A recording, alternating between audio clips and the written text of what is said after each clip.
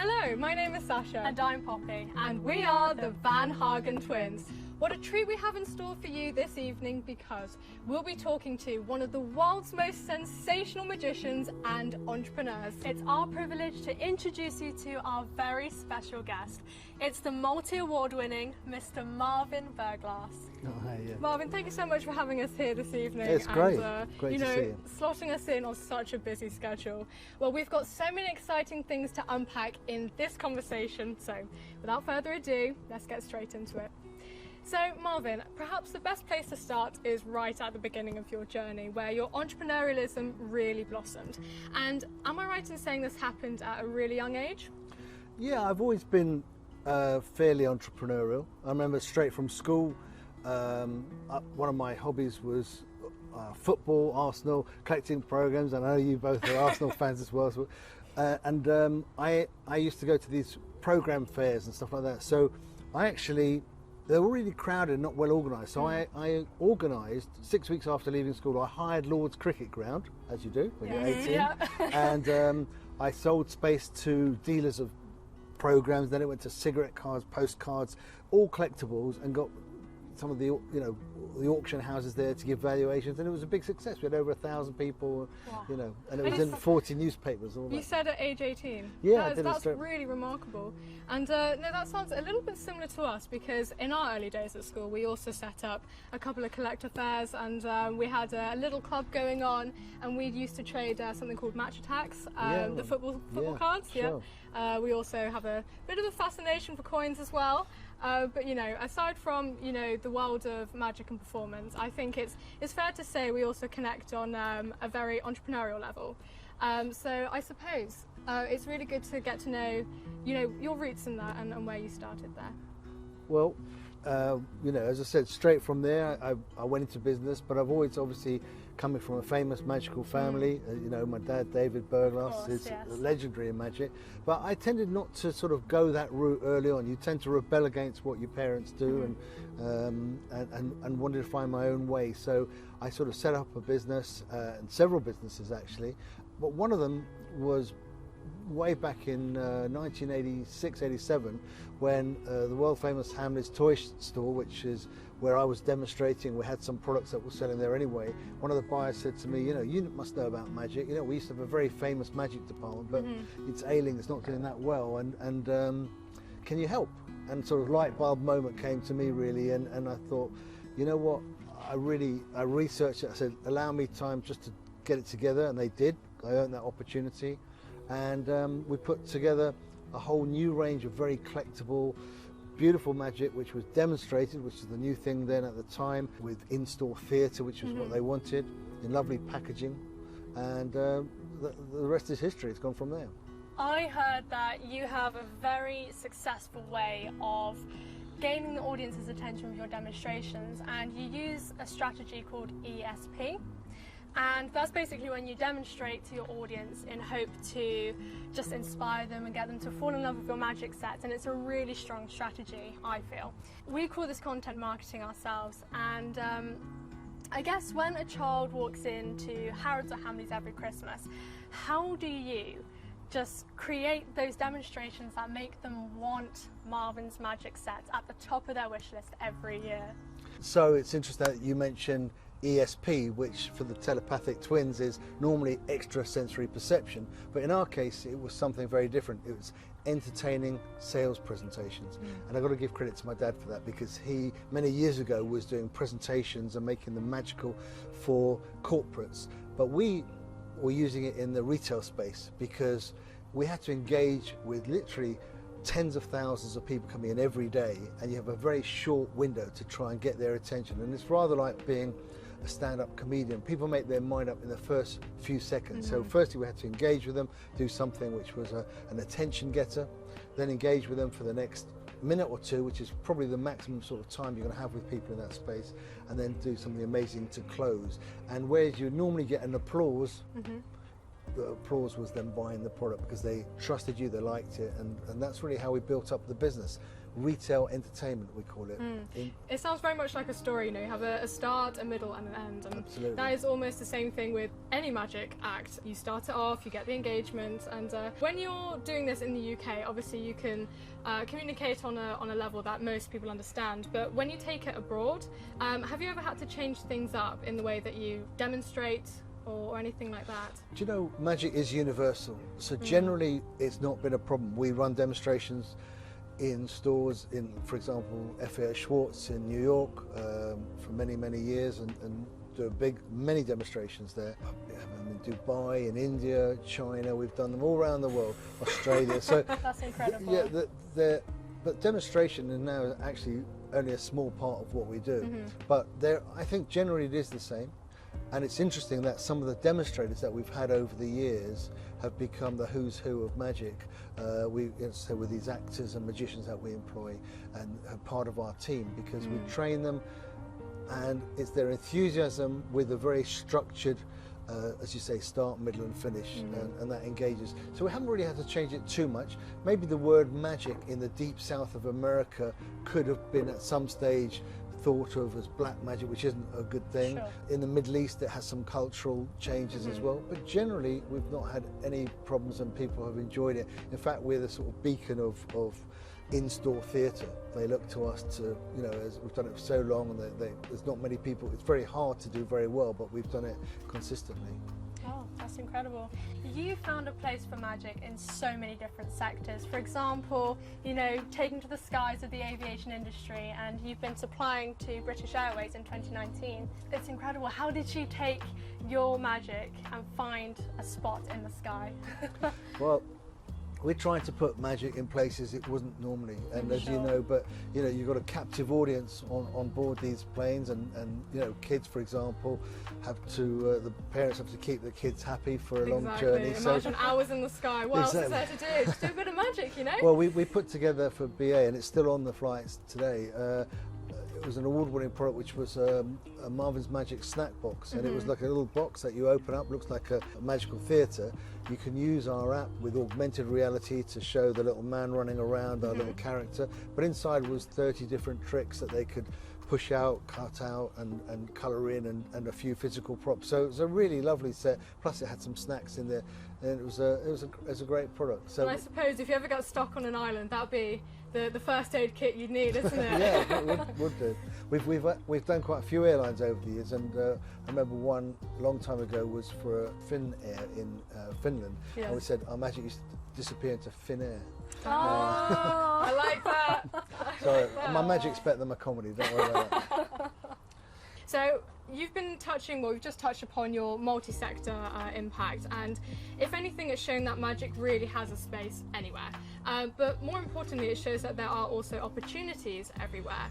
So with that being said, when you've got all of these new gaps opening up, how do you keep focus almost, and how do you say, you know, I'm going to go with that opportunity rather than this one? Well, it's a nice problem to have. You know, when you're starting out, you want to grasp every opportunity. But as we've grown the brand, I've always had a very good team of people that I work with. Some have been incredibly loyal with me from the beginning. Many for decades they worked with me. And we like to promote within, and we like to bring people up. We've got 3 sectors now to our business. You know, we have, obviously, we started with a demonstration business, which we spoke about, and now that's the smallest part of our business. So we also do trade sales into the supermarkets and the grocery stores all around the world in 64 different countries. The downside of the pandemic was a huge uplift in our online business, which is now probably a third of our business as well. That's really impressive, really impressive. And, you know, as you've just spoken about, this almost, these external environments are forcing you to almost act instantaneously, where you've got to make a snap decision in order to be competitive and to ensure that you're communicating. You've got new products going on. You've got to kind of embrace the challenges that come with a changing dynamic in the environment. So you've launched a new magic app, and it features augmented reality. Was that a decision that you've always had? Or was that prompted by the external environment? No, that was, we came up with a product which we were very excited about, and it just grew and grew. We start off, as you do, with an idea. We develop it with our very close in-house creative magic team. We try sometimes bring some people in to help us on that if they've got a good idea or if we like their ideas, and we jointly do collaborative things. And then we just built it from there, and it became a product which was an award-winning product, and it was very well received. Marvins Magic it was called. It was very much of the time, because it not only had augmented reality, but it had bonus tricks. So all the products and the tricks that you would normally get in a magic set were applicable, but they had a dual function that they could be used in conjunction with the app to do further things. And there's some very clever things in that. And it also had extra applications whereby the instructions, besides being written in illustrative instructions, had very good video instructions with QR codes, and so you could see and keep all your instructions, because it's much easier to learn magic. You can stop, rewind, pause, and see someone demonstrating it. It really sounds like a fully fleshed app, doesn't it? Yeah, and you know how you're able to immerse your audience into magic through a digital platform, and as app developers ourselves, we really do see the value and the power that your app can have on so many of your users. So, you know, I guess from here, what's next for your app? Is it the metaverse? Do you think you could potentially take Marvin's Magic into a new dimension that way? If I understood what you're talking about, I would answer it, but I'm old school, so yeah. No, to be fair, just coming back to the app for a second, I mean, how it started off as a product, but now, just you say, you do have to change and all the time, and so now we give that free in all of our sets. So everybody has, it's just an extra dimension to what we're doing. So yes, we are always developing, and we're thinking of any new area, and I think digital marketing and online presence and all sorts of things is the way forward, and there's people much cleverer than me in my business who are looking at that all the time, you know. Yeah. I mean, as you kind of just touched upon there, you know, tech is such an evolving space, and we know that ourselves. We've been into app design and development for a little while now, about a year, when we got one of our app concepts noticed by Microsoft, and we enrolled on a program as core scholars. And one of the apps that we were doing there was one to reduce food waste domestically and distributionally. Another one was to tackle the waiting hours in A&E, and the last one was Little Gold Ted, the education app, which is just there to support children and try and develop on their cognition and cognitive development. And it's just incredible, again, to see how, you know, with our experience in app development, we've been able to try and immerse our users like you have yours. And I feel like there could be something very special had there, you know, trying to combine, you know, teaching magic through a visual and digital platform and education as well. And I think, you know, I guess the sky's the limit with that, so. Yeah, and I think that's the beauty of, if you've got a product or a brand or whatever, there's so many developments, and what's nice is that it gets to the point where people want to be part of our success, and they want to associate their brands with ours and stuff, and that's a great space to be in, and something very different from when you first start out. I had hopefully envisaged it would be like this, and it's just been a great journey. You know, you have to work hard, we work hard, but we enjoy it. It's a happiness business, you know.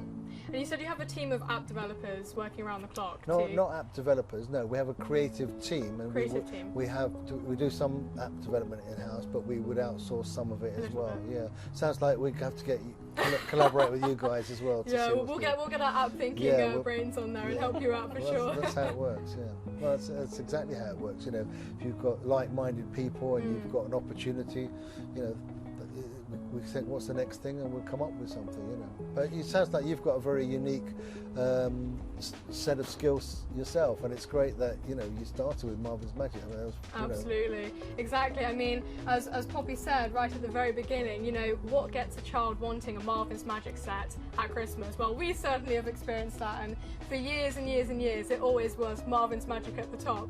And yeah, it's only because we're a little bit older now, where, you know, it's pots and pans and things like that, you know, the adult stuff. So yeah, absolutely. Another thing, going back to the challenges of a modern world, you've got this competition, there's always competition around us, and that's inevitable.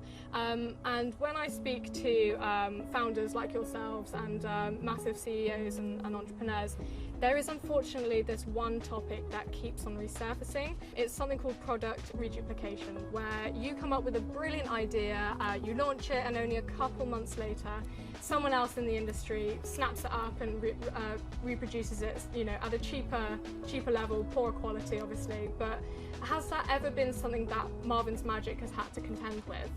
Yeah, I think the technical term for it is rip-off. Yes, of course. Basically, of course, whatever you do in life, there's always going to be people who want to, if you have a great idea in England, people think, oh, I wish I thought that's great. If you go to somewhere like the States, you have a great idea, say, the 10 people who want to do it quicker, cheaper, whatever. Of course, yes. Unfortunately, take it to the Far East, and it's, the rules are very different there. But I think we've had to contend with that. The way you protect yourself would be relationships with key partners who know that they want to deal with the best, and they know they want to deal with quality, and they know and service and all that type of thing. And so, we built up a very good, solid reputation with the key partners that we work with, and therefore they'd prefer to work. Why would they want to go to a cheaper knockoff of it? Exactly. Sure, there are going to be occasions where cheaper and cheaper is the key, but it's I think on something which is helping development and social skills and all the pluses that Magic can bring in terms of developing confidence for kids, Yes, and communicative skills and hand-eye coordination and motor skill. Surely you want to be associated with something that works, that's age appropriate, with good instructions, and that's where we come in. We try to really go over and above to make it a great product. For sure, it definitely sounds like you, as a brand, pride yourself on quality and creativity as well. And it just hurts sometimes when you invest so much time and effort to be so innovative, and then there's someone that just does that. But yeah, it sounds like you found a way around it, and you keep it going. Just always got to be one step ahead. Absolutely. Absolutely. So with Marvin's Magic, how do you, because you have so many different ranges and sets for all different types of audiences, how do you keep things fresh and innovative all the time and release those new and innovative products? We always seem to come up with some new ideas as the trends. For example, a couple of years ago, it was the 40th anniversary of Rubik's Cube, which is obviously a huge phenomenon, and they approached us to do a special Rubik's themed magic set with 40 different tricks related to it, and it won some design awards, and I got to meet with Erno Rubik, the designer, and did some magic towards him, and he loved it and put a big smile on his face, and that was great. We also partnered with other people like Ryan's World. They did there's this kid in America, as you know, who's done unbelievable stuff, and we put a special set together with them. We have done alliances, as you say, with Disney, and KFC has used us, and I've been on 10 or 12 cereal packs, and so amazing things have happened to us over the years. But we're trying to come up with a couple of new things. Magic is traditional. We try to have the traditional side of it with a contemporary and cutting edge new side, and together with new styles of packaging and formats. That's how we come up with changing ranges. So I know you've got some products that you're working very hard on, and it's really nice that we're in a position to look to collaborate on some new things, because obviously your passion and your energy is great. It's very similar to how I started it. So if there's things that we can do together in the future, that would be really great. And I know the conversations are starting on that, but there's obviously, you've been an inspiration to a lot more girls starting out in Magic, and the fact you're twins, telepathic twins, and I've got twins as well. I believe there is a big twins thing going on there. So let's hope we can make some good collaborations and make some magic happen. Exactly, and inspire the next generation. Absolutely. That is the end goal, isn't it? Yeah. And I guess as we're drawing our conversation to a close, and we've discussed so many various things, for any young magician watching now, I think they would really value some words of wisdom for whatever project they're doing. So Marvin, the master of all magic, please take it away.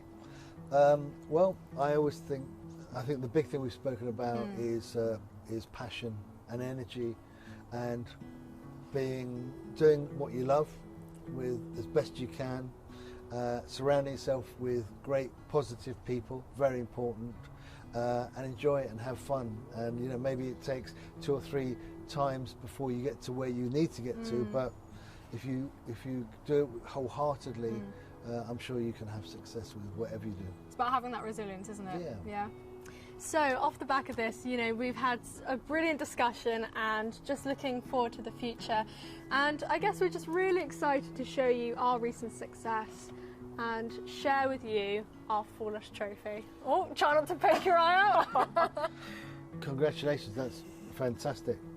Well done. That was quite an experience, and to fool Penn & Teller in their home ground in Vegas. Congratulations, great job. Thank you. No, it was definitely something that we relive all the time, and it's something that we gravitate towards. You know, we just want to be performing again and again and again, and it was just such an inspirational moment to be in front of one of our idols, Penn & Teller, and just take on the American stage. And you know, the rest is history, and I think we've got to thank you for it, because our foundation was with Marvin's Magic, opening up the box of magic on Christmas Day. So thank you so much, Marvin, for that.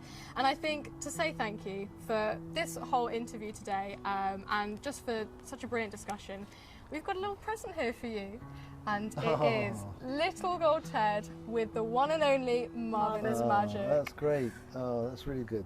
So we should put him on that side, then we can see. Yeah, there we go. Doesn't that look perfect? Spitting image. Yeah, spitting thank you. That's very sweet of you, Sasha and Poppy. That's lovely. Thank you. Appreciate it. Well, hopefully this is the beginning of some future collaborations to inspire, as we say, the next generation of magicians. And I wish you every success in everything you do in the future. Thank you so much. Thank you so much, Marvin. It's been an absolute pleasure to dive deeper into the life of the multi-award winning and sensational magician, entrepreneur, and just such an inspiration. Thank you ever so much for today's chat. And thank you so much for watching. It's been a pleasure, and we hope to see you very soon. Bye for now.